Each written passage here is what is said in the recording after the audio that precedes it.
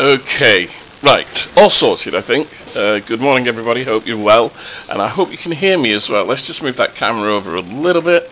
That should be a better image. Right, so what I need to know is if you can hear me, so I'm going to say good morning. I'm pretty sure you can hear me. And what I need to do is just turn down that a little bit there. And I'm going to turn it down a little bit in here. There we go. That's a bit, because it's a bit too loud. Right. So, good morning Justin, hope you're okay. Can you hear me? Can you just let me know, drop me a message and say, yes, we can hear you. I'm using a new headset. Well, it's not a new headset, actually it's a very old headset. I've had it in my drawer for a long time, and I didn't like using it when I was live streaming, because it was really awkward. But my faithful Logitech has broken. The old, the little bog standard Logitech headsets that you can get in PC World. I think you can even buy these in Tesco's, but that has failed after a good few years. My Plantronics one, which is even older, which works. Let's see the old bits hanging down. The battery went on that last night halfway through a conversation with someone, so I had to plug this one in. So I'm keeping this one on. So Justin, you say it sounds good. Well, that's fine. Okay, so it's a live review this morning of Orbx Stapleford EGSG, which is northeast east of Heathrow. It's inside the M25, which I will show you, but Orbx, they're so good at what they do. And when I say Orbx, it's not just John Venomer. I mean, it's the people that he gets, to do this stuff. I mean, okay, I know this was probably done for X and P3D, but now it's in Xplane. It probably looks a heck of a lot better. And for instance, just look at the stains here on this asbestos texturing. I mean, that is absolutely... You can go to any airport you wish, anywhere in the world, and you come across a hangar or a building that looks like this, and it will have rust stains or weather stains smearing down it like that. It's just amazing, and it just looks so good. So let's have a look around, okay? So I'm in an external camera, I'm just moving around, just taking different angles, because, well, I mean, these trees here, okay, so those are not, you won't find those in Xplane. Those are custom trees, they're poplars, and it just, everything about this looks so good. I will have to check out the price. I can't remember exactly. Now, yesterday I was flying here, and it is a general aviation airfield, as you can see, and it's probably a teaching airfield as well. I'm pretty sure they've got a teaching school, but let's see if we can find out exactly how much it is first, because that's always a wise move, isn't it? Otherwise we won't know what's going on. So I just need to find Google, of course, and I've got a new browser on my PC because Chrome is acting up for all sorts of reasons. Don't ask me why, but it is. It's really causing a lot of problems. Right, so Stapleford Airport, product Europe for Xplane. Let's go to Stapleford. Let's find it. It's $24.95 Australian dollars. $24.95 Australian dollars. So I'll have to work out what that is in UK, but it's probably around about £16. So that is something really, really, awesome. 16 quid. Now, once again, it's hard to know exactly what you get with Orbx, especially if you've got True Earth Great Britain as I have. I need to clean up this weather. It's pretty misty, isn't it? But there we go. Alright, so there's the airfield, right? So what do you get exactly? Do you just get this little bit? No, you do not, and I will show you. Okay, so if we come in here, Xplane 11, Xplane custom scenery, and then find our way down to Orbx lot and Stapleford, there we are, and open up the user guide. Okay, I shall enlarge this on screen for you so you can see. Right, there we go. So let's just get rid of all this bit because it's not, you know, that interesting. That is what you get when you buy Stapleford. Wrong Way 2001. Just got the True Earth Central and it's brilliant. Yes, it is. Absolutely superb. So this is what you get when you buy Stapleford. This is what you get. There's the airport in the middle, but you get all of this surrounding area. So there's a golf course there, the farms, there's a village I think somewhere in here. So you get all of this. Now if you haven't got True Earth Great Britain, this is what you get, and that's the area that you would get when you put it into your default scenery. So you get all this area as photo scenery. But of course, if you have got True Earth Great Britain, then that will go on top of True Earth Great Britain, and you'll never know. You'll never be able to figure out where, you know, the scenery starts and True Earth Great Britain South starts, if you get my meaning, if you get my drift. Let's see if we can clear up this weather. It's really misty, and so I'm just going to go into flight configuration, customize. Yeah, there we go. Let's manually configure, and we'll go to Cavoc. So get rid of everything, and it should be nice and clear. Then we'll be able to see a lot better. Yeah, that's better. Not very realistic, although some might say it is very realistic for the UK. It's still got a bit of mist and haze over there, but you know, it just looks superb, doesn't it? This is, I know what we need to do to really clean this up. We'll change, customize, and we'll go to the middle of the year. So go to July, and the sun will be high, and then we'll have it, and it'll look good. Apply. Check. There we go. That's better. Now we can really see what's going on, can't we? Good morning. Yes. Good morning. Wrong Way 2001. I like your handle to Wrong Way. So, as you can see, beautiful scenery, blends in really well. There is the M25. I don't think I've ever seen it that quiet. But yeah, so there's the M25. And let's have a look at this road sign down here. Oh, that's a shame. That's a shame because it's in German. Androsbach, Stefanow, and Premitz. Oh, that is a real shame. Although the traffic is on the right side of the road, the signs are in German. Maybe we need to write to Orbx and get that sorted out. But I mean, look at the terrain mesh. It's brilliant, isn't it? It just undulates and goes up and down, up and down. It just looks so good. Oh, excuse me. We've only got 2 viewers at the moment, so that's Wrong Way and Justin. But the video will be up on the YouTube channel if anybody wants to have a look at it later. And also, if you'd like to support the channel, my Patreon will be up there as well. So that's entirely up to you. Right, let's have a scroll around. I'm not quite sure what town that is there. That could be Stapleford, I don't know, for all I know. And let's have a look at where we are in the grand scheme of things. Let's see if I can sort that out. Right, here we go. So, let's zoom in a bit. There is where I am at Stapleford, EGSX. And if I recall, there's Heathrow. Yep. So Heathrow is to the west of London city centre, and I'm kind of northeast of London, and you know, that doesn't look like a great distance there, does it? And you've got all these other airports all around, but it doesn't look like a great distance, does it? Okay, let me show you something. So turn that around. Now, I did this yesterday. I don't know whether I can do it today, because I found, here we go. So there's Stapleford right below us, and over here, way over here, is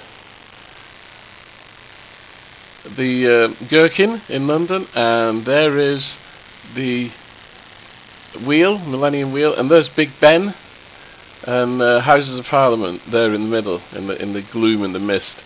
So yeah, it's quite a way out, isn't it? You know, Stapleford. But what a lovely, lovely looking scenery. So let's get down to ground level a bit and have a look around.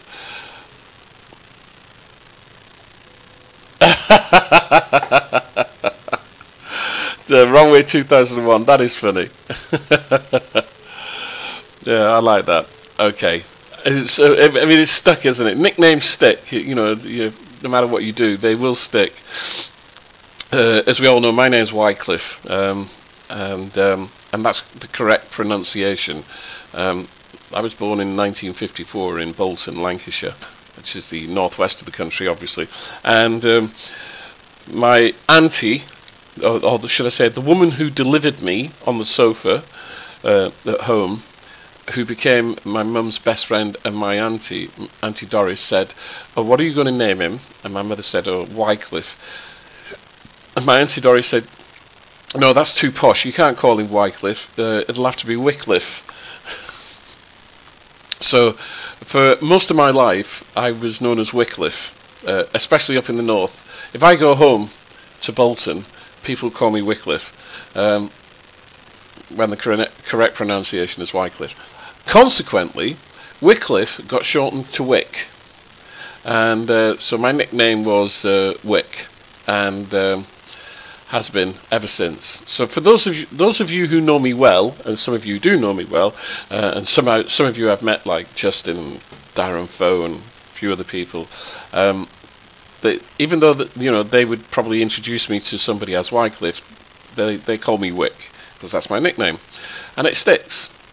Now, when I started my professional career over 30 years ago in local government, I decided that I would introduce myself to everybody professionally as Wycliffe, and so professionally and amongst ex-colleagues and acquaintances, I'm known as Wycliffe.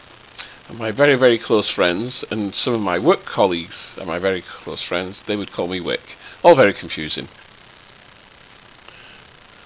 1 year older than you, yeah. Are you retired wrong way? I know, I retired early. I was lucky. I retired when I was 60. It's my 65th birthday on the 23rd of February. Surprisingly, I don't feel much different from when I was 21, apart from my knees and my feet. I have a bit of trouble with my feet. But we're not here to talk about our ails. We're here to talk about Stapleford. So I'm just scrolling around and letting people have a look at what we see here. And I love the way... I was reading something this morning. I read something this morning on Facebook whereby somebody admitted that they transferred over from P3D to FSX. And he was saying how blown away he was with Xplane straight out of the box, and that to get P3D to look anything like Xplane, you know, you would have to have 50 odd add-ons, etc., etc. And I mean, he was really open and frank. He said, "I've been with P3D for years and FSX before that," and he said, "And I used to really moan about Xplane and say it was a load of rubbish, even though I'd never tried it." And now, of course, he's tried it, bought it, and he's in love with it. And it's easy to see why, isn't it? I mean, we've known this for a long time. We've known about this secret for a long time. So to us, it's not strange, but you know, to others it can be rather strange when they first open up Xplane and they are just bombarded with all this beautifulness. Right, let's pump that up a bit. A couple of times on that. All right. Let me turn up. Open volume mixer. Let me turn up Xplane a little bit. There we go. So you can hear it. Here we go.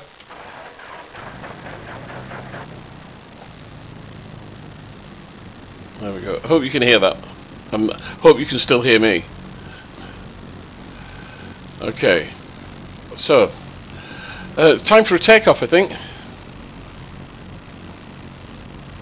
Oh, Eccles. Yeah, I know Eccles very, very well. Don't forget, I didn't leave home. I didn't leave Bolton until I was 26. So you know, I had a whole life there. Right. Bit of flap. Okay, bit of flap. Okay. You can hear perfect. Brilliant. Alright. That's all we need to know. Release the brake. And of course, taking off on grass, it's a lot harder, so let's run up.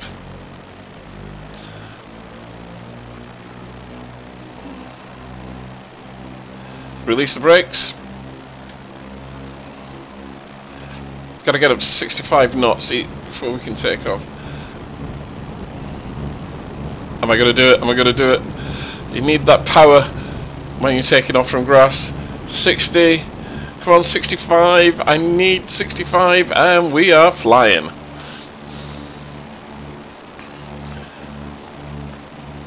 Flaps up. Trim. Back to 2000. And there you go.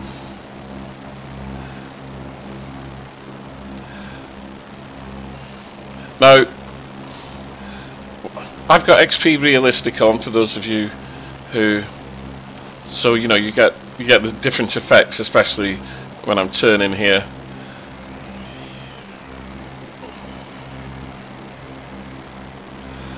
I'll try and do a circuit. Let's go to 2200.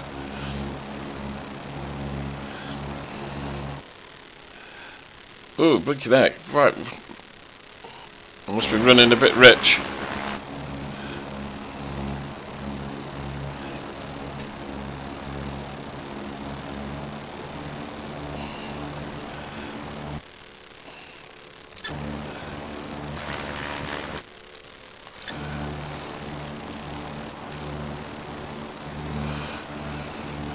I always have trouble finding airports out in the countryside. Always have trouble. But there it is. I just need to keep that nice and simple.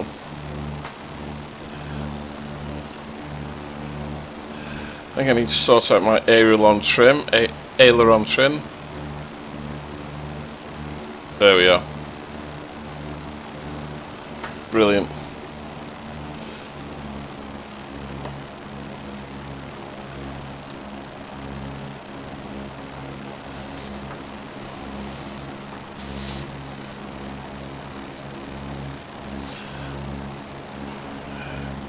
Still trying to find the airfield. There it is. Which is what, you know, you wouldn't blindly fly around. You know, you'd be looking all the time out the windows. Unfortunately, I haven't got VR. I keep thinking I might get one. I was in the Lake District last year. Took my wife there. She'd never been to the Lake District before, so we hired a motorhome. Put the dog in it and went up to the Lake District, but not last year, not 2018, 2017. Australian Flight Simmer, hiya there, how are you doing? Nice to see you. If you've never watched Oz Flight Simmer's channel, then you know, give the guy some love. He might give me some love back. You never know. Get some new people subscribing to my channel. Anyway, nice to see you, Ozzy. So, just in case you've just arrived, we're flying over Stapleford, which is the new airport from Orbx, and I've lost it already, so I'm gonna have to come around. I know it's by the M25, so I'm 2,000 feet. It's gonna be behind me somewhere. It'll be behind me. I'll find it. So we'll come around. Oh, there it is, below me. What am I on about? Is that it? Cheers, Oz. Appreciate that. Where's my dang airfield? There it is. There it is. I haven't lost it. I thought I had. But I'm very high, so I can't do that approach there. So what I will do is I'll come back around here. Now, obviously, if I was flying online, I'd have to be very aware of the airspace. Oh! I'd have to be very aware of my airspace around here. Because of Heathrow Airport and the proximity of all the other airports. I'd have to be flying well within them.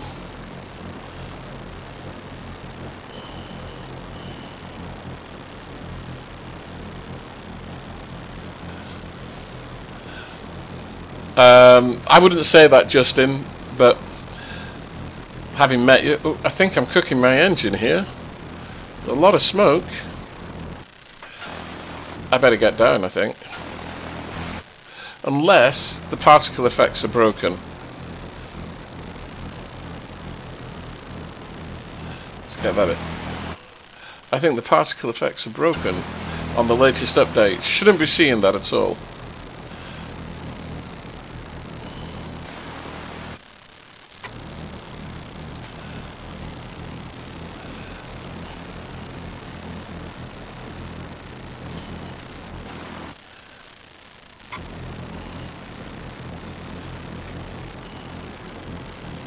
And now I am truly lost.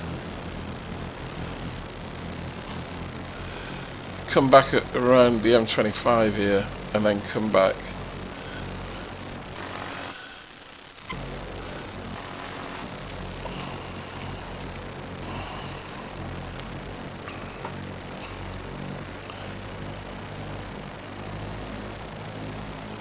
Oh yeah, I can imagine.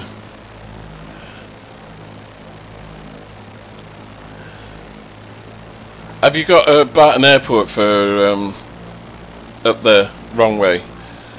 Because it's really, Barton Airport's another one which is really good to look at. Right, let's see if I can find this dang airport and get this aircraft down because it's a bit sick.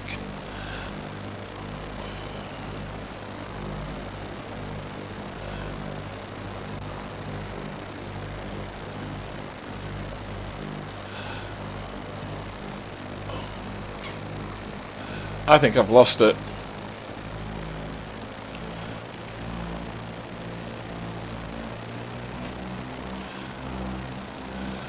Oh no, it's, according to that, it's in front of me somewhere.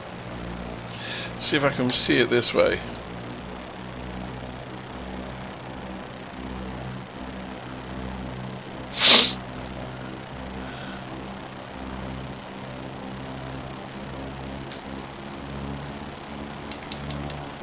Alright.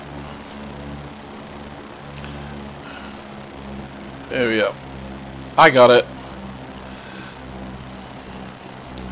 I found it.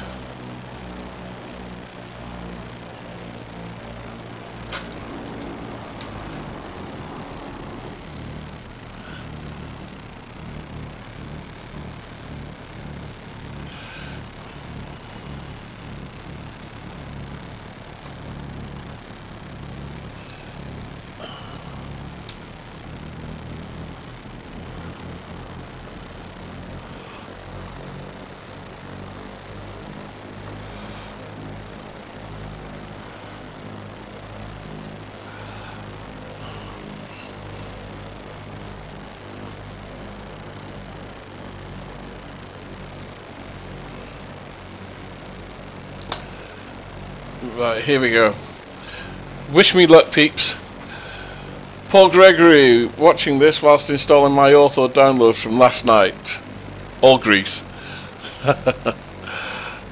Yeah, that Ortho photo can take some time to do. I'll have a little chat about Ortho because I'm pretty sure, you know, people have an opinion. I have. Right, so a little bit slow here, so let's give it a bit of throttle.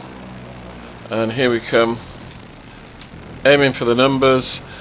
Thankfully they've moved the trees a little bit and we can just slide in here.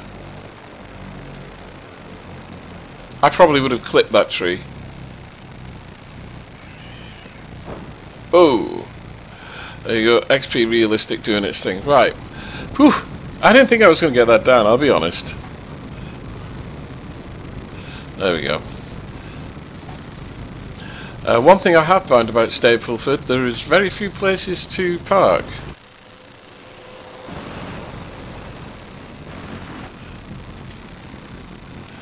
You've got to choose your spot very carefully. Yeah, Barton is just, it is brilliant. It's really, really good. Right. Phew. And apparently I can turn the game volume down here. That only turns it down for me. Let's get onto this, this kind of asphalt concrete taxiway here. Oh, that's the runway. That's the other runway, isn't it?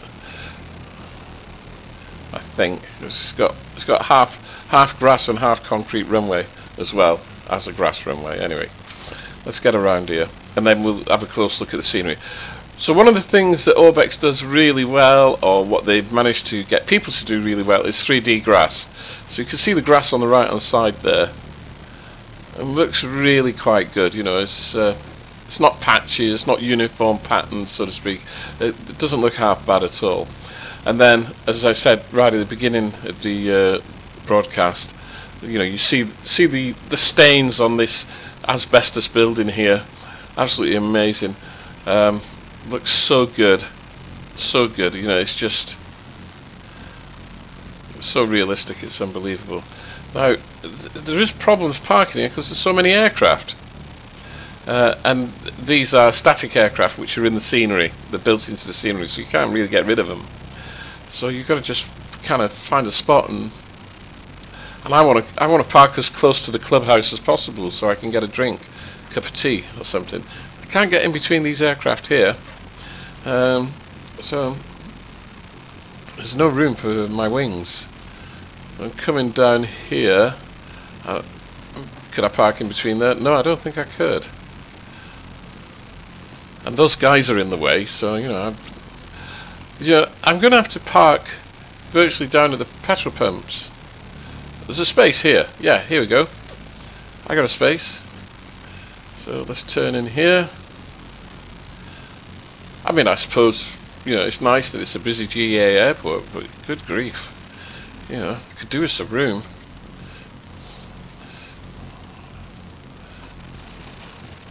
So just pull up there and parking brake on. Let's have a look outside. Yeah, just enough clearance there, I think. Let's have a look. Yeah, just enough. There I am.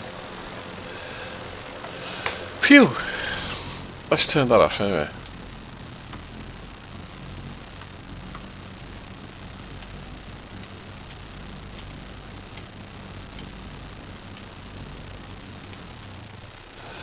There we go. Oh, silence is golden. So, there we have it.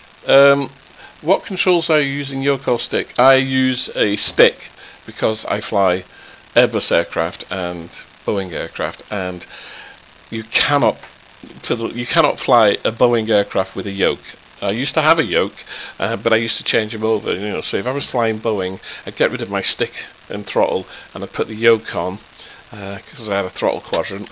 And when I was flying Boeing, I would use the yokes, and then when I changed to Airbus, I would get rid of the yoke and the throttle quadrant and use my stick and throttle quadrant from my X52.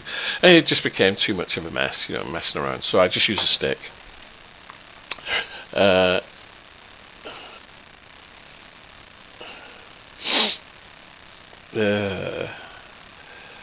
Right. So, so it took you all night to build your Greek orthophoto then, Paul? Well, here's my thing on orthophoto, right? You could agree with me or disagree. I don't mind. Most people disagree with me anyway. For me, I don't do a lot of GA flying. If I'm going to do GA flying, I fly in the UK. So clearly, if I'm in the UK, I'm going to want Ortho for XP. Not Ortho for XP. I'm gonna want orthophoto scenery. Yeah. So I have True Earth Great Britain. Previously, I had the photo scenery from Flight 1 and Bob Sidwick. Yeah. Which was brilliant, although you know it was out of date. It was about 10 years out of date. But that, you know, wasn't too problematic. But of course, Orbx have come out, and now I can fly all over the UK. I can fly over my house in Cardiff, and you know, everything. It's brilliant, absolutely amazing. But that's because I fly GA VFR in the UK. When I fly airliners, which I do, I'm going to turn this down a bit again. When I fly airliners, which I do, I'm not that interested in what the scenery looks like, the ground looks like, because I'm flying at 30-odd thousand feet plus, and you can't really see the ground. You know, it's just patches of green or desert or whatever, or mountains. And so I think that the default Xplane scenery is great if you're flying IFR over 30,000 feet. What I am more interested in then is what the airport environment looks like. So whatever airport I'm landing into, I want that to look as real as possible. So therefore my airport sceneries are more important to me when I'm flying airliners than orthophoto scenery. If I was flying VFR in other parts of the world, then I would probably start getting, you know, orthophoto scenery for the other parts of the world. And the beauty of the beauty of flight simulation is that you can create your environment however you want it. So if you want to fly over orthophoto scenery all over the world, and I know people who've done that, and they've got terabytes of space, you know, because you need terabytes, multiple terabytes to get, you know, Europe on, for example, then fine. If you don't mind flying over default scenery but want a really nice airport environment, then that is fine. However you want to do it, and that's the whole point of flight simulation. You can just create what you want to create. If you want to fly in perfect blue skies all the time like this, then why not? If you want to fly in bad weather, then why not? And it's as simple as that. We're in January, aren't we? Yes, we're in January, so that's done, and we'll go and match real world weather. I don't know what the weather's like down in Stapleford, but we'll have a look. Apply changes. Yeah, I think that's about right. Oh, here we go. There's the weather change. There's the full weather change. So you got that kind of haze, and the sun is quite low for this time of the year. That looks good. That looks not too bad at all. Did I get the right time? Nope, let's track real world time. It's 11:23, so it's even earlier. There we go. And yeah, I mean, that's fairly accurate for flying in the UK in this time of the year. I haven't got a problem with that at all. That looks really good. In fact, what we'll do, just to really pep it up, is we'll put FSGRW on, and even then, it should look even better. Yeah, Blackpool. Although there have been updates, Justin. I don't know whether you've done them. I did an update the other day, which was for the object library. So the Orbx object library had an update, and Great Britain's South had an update. So there's probably new landmarks have been placed in there, and new objects, obviously, within the library. So you might want to check that out. I think the updates start automatically whenever you open up FTX Central, so have a look. You never know. It's something. The problem is, of course, the country's so big. It's obviously not as big as the US or even you know, France and Spain, but when you begin to look around, you kind of forget what you've seen. So it might be worthwhile having a look. Right, so EGSG, so we get the weather for. So it's 240 with 6 knots, no rain, visibility 6,000 meters. So yeah, sky cover broken at 900 feet, scattered at 1,200, and broken at 2,000. So let's have a look. It's a bit misty, I reckon it'll be. So we'll just connecting to the FSGRW servers, and hopefully, yeah, they have done a very good job. It's just it's a pity the Pleasure Beach is missing. although they've got the piers in, you know, they've got Blackpool piers in and Blackpool Tower, although they haven't got the laser, the light that flashes around. Right, there we go. So now we've got the real weather in, and it's even worse than, you know, it's really misty, isn't it? Let's get down to ground level. Yeah, I wouldn't want to fly in this at all, and that aircraft is broken for sure. Okay, let's go and have a look somewhere else, just for giggles. See what the weather's like at Cardiff. It should be okay. I'm looking out the window and think, oh, I'll be right back. I need to go and check on something. You know how you have some days and you're really productive. You know, absolutely. You know, everything seems to just work. Well, this morning I've been up. I took the dog for a walk. I came home. I decided that I wanted to cook a chili, so I've got a big pot of chili cooking downstairs, and that's what I can smell. I've had a shave, first time I've had a shave in a week, so I look, you know, and I've come on here to talk to you guys, so a really productive morning so far.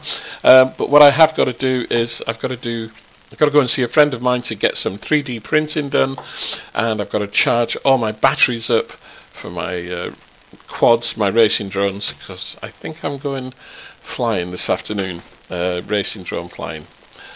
So yeah, it's been, so far this morning has been really productive. So what I'm going to do, I think I'm going to nip downstairs and I'll be right back, because I just need to stir the chili.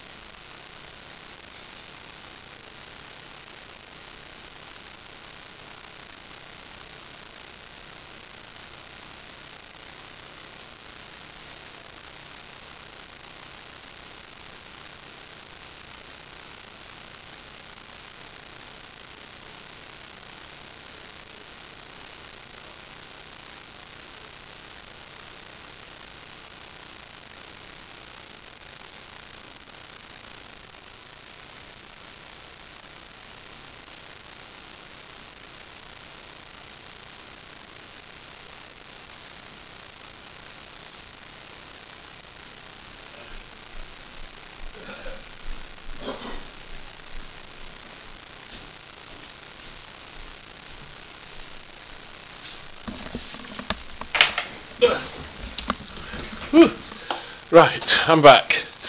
One thing I've discovered in life, and it's a truism, is that one cannot simply just go and stir a chili. One has to stir it, taste it, add maybe something, stir it again, taste it. So, yes, I've still got it. My chili is brilliant.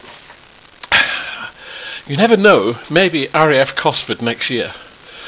I might have a pan of chili on the stand. What do you reckon? That might be good. Big pot of chili on the stand at RAF Cosford. People can come round and have a cup of chili or something. You never know. You never know. It could easily be done. Cook the chili the day before here in Cardiff. Bring it up there. Find a heating plate or something. Hey, it could be a winner. What do you reckon, Justin? Justin, for those of you who don't know, Justin worked on my stand as well. Right, so I'm back. Sorry about that. Came back just to have a look at the weather at Cardiff, actually. But before I finish this broadcast, what I do want to do is talk about something that I saw on Facebook this morning, which is, well, it's a bit of a shame, I think. It's quite sad. I saw on Facebook this morning that XEnviro, the beta has been halted. It's been stopped. So the beta program for XEnviro has been stopped. And the reason why this is excuse me, because a beta tester, some beta testers, I don't know, have released video footage and images from XEnviro that they were testing, and as a result, there has been as a result of that, there have been a clamour of questions to the developers of XEnviro. They've been bombarded with questions, a multitude of questions regarding XEnviro and the update, when it's coming, etc. And basically, the beta testers have broken the NDA and non-disclosure agreement, and it's caused a bit of a problem. And my understanding is, from what I've read this morning, also from what I heard last night, is that the beta program for XEnviro has been stopped. Now, I don't know what the further implications of that are, although I do believe that there are some. I don't want to speculate, and I'm not going to speculate what those implications are, but I believe that there may be further implications of that. And it is really sad that this has happened.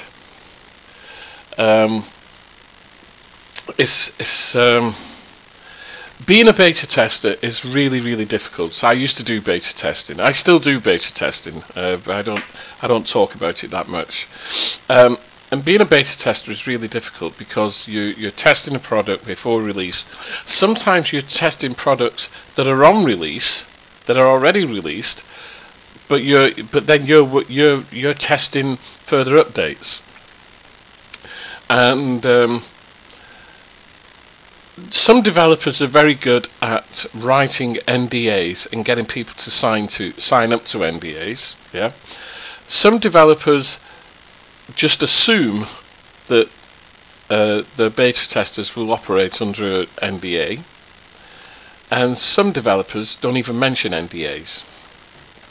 And so clearly, you've got three groups of people. Then you've got beta testers who have to sign an NDA before they get anywhere, and they have to abide by it, because if they don't, they will be kicked out of the program.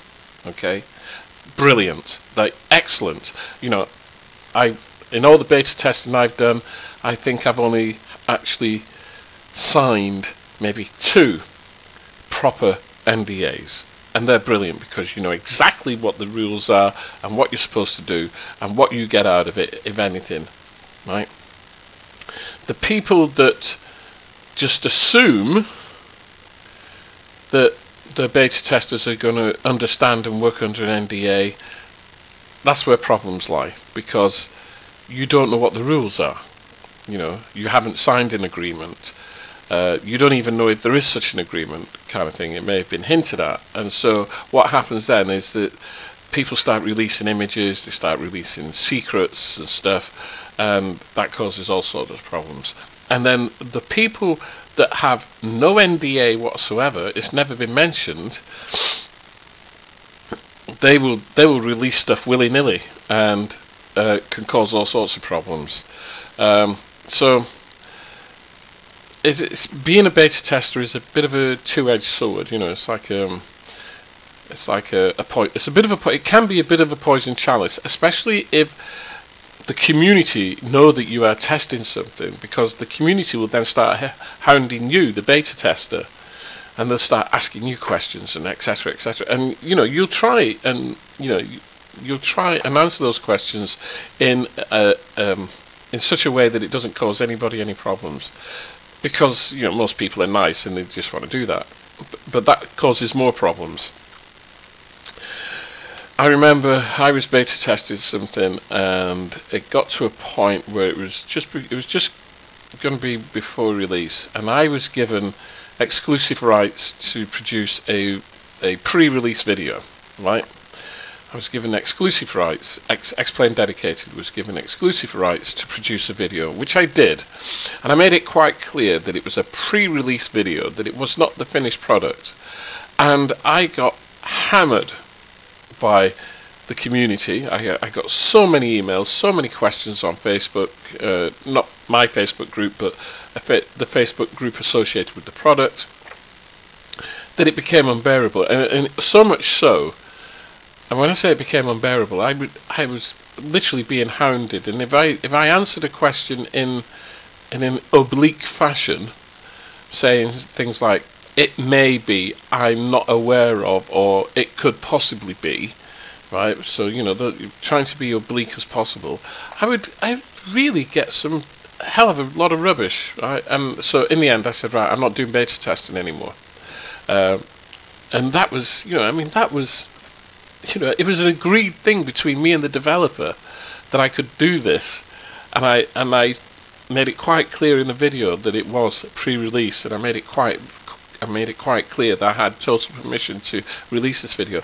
I got hammered from the community. There were other people asking, why did I have exclusive rights? There was even some people saying that I should not have said that I had exclusive rights to release the video. It was ridiculous. So that's the situation anyway with XMViro, and I find it very sad. I hope the stuff that I've heard doesn't happen, and that, you know, things kind of smooth out and everything works out fine. We'll just have to wait and see.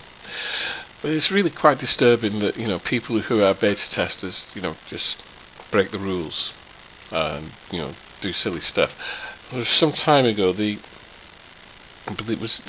think it was the CRJ that Aerosoft was producing. I think it was that one. It might even have been the Airbus, I'm not quite sure. But somebody actually released the full aircraft onto the internet. It was a beta tester, and they just put it on the internet, on a torrent site somewhere, or a pirate site, I don't know. I mean, how stupid can you get? This person was testing the aircraft for Aerosoft along with others.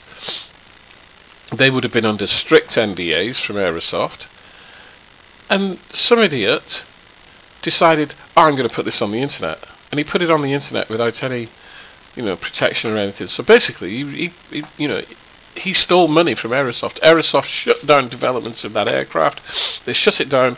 I think they were able to get the original pirated version off wherever it was, but the damage was already done. Ridiculous, stupid people.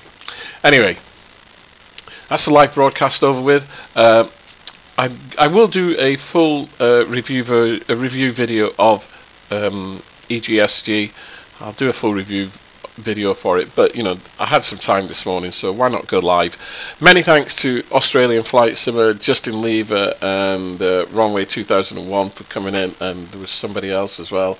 It was what was his name? It was Paul Gregory as well. Thank you for coming in. I know you guys were here. You've been having a bit of a conversation with me and each other.